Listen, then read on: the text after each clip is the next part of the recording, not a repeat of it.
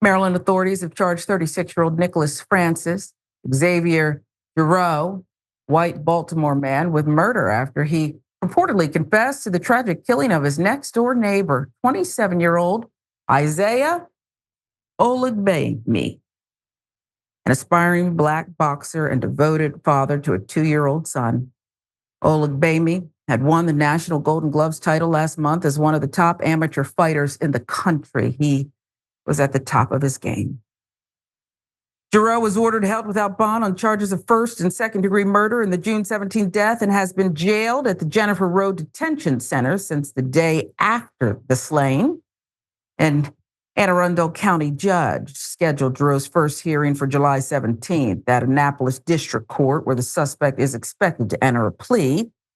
With millions watching and many people benefiting from this program called Indisputable, we just need 1% of the viewers to become a paid member so we can continue to bring this content to you.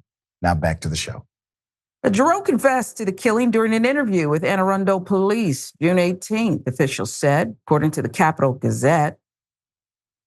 Olugbemi was standing outside his house in Odenton when the gunman walked up to him and opened fire in cold blood, police said. Here's a tragic twist. The victim's sister, Maryland's social media creator Rebecca Olugbemi, was filming a live makeup tutorial when her microphone picked up the gunfire that killed her brother right outside her window. Shooting occurred around 9:45 p.m. as Rebecca was demonstrating skincare products per a snippet shared on X by NBC Washington reporter Amy Cho. Watch.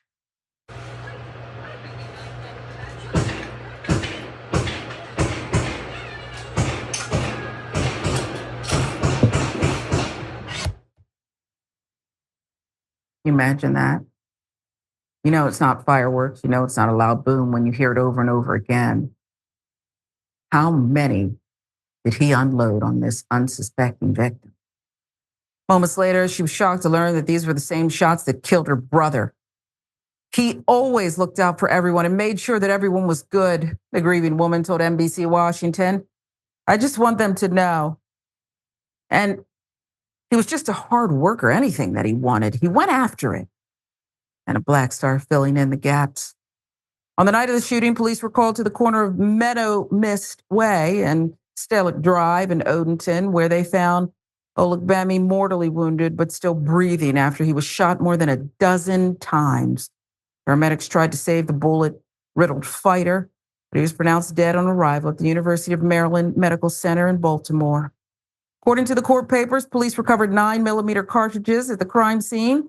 Investigators obtained surveillance footage from around the crime scene showing a white man, later identified as Giroux, approaching Olugbemi with a handgun, firing multiple times, fleeing, leaving Olugbemi crumpled on the pavement in a pool of blood.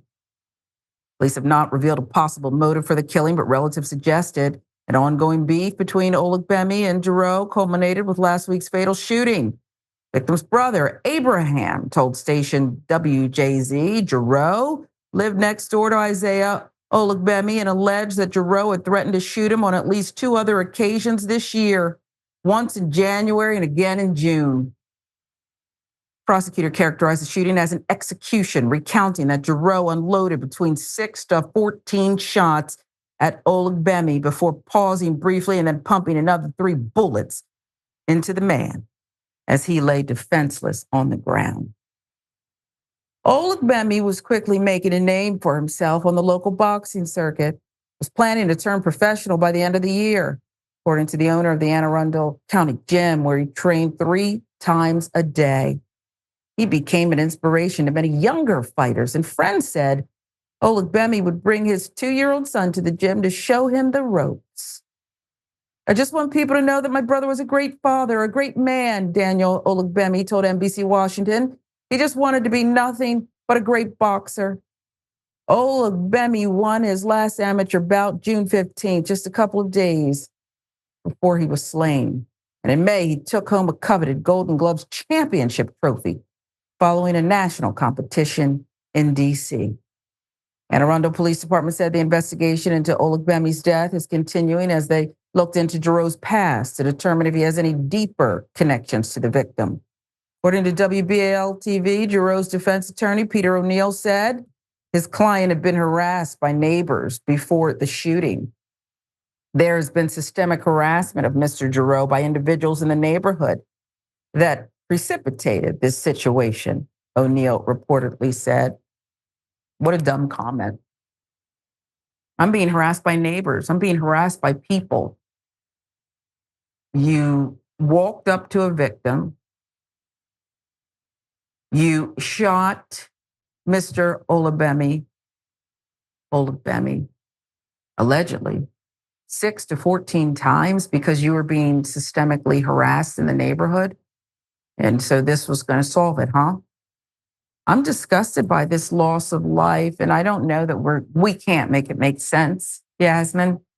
And we haven't heard about prior police intervention. Perhaps there was a report. We don't know, but this is senseless. Yeah, I mean, you can't make sense of it because there is no sense. Where were the good guys with the guns? That is the inherent problem with that argument is what we've seen here. Guns kill people so quickly and so succinctly that there is no time to react.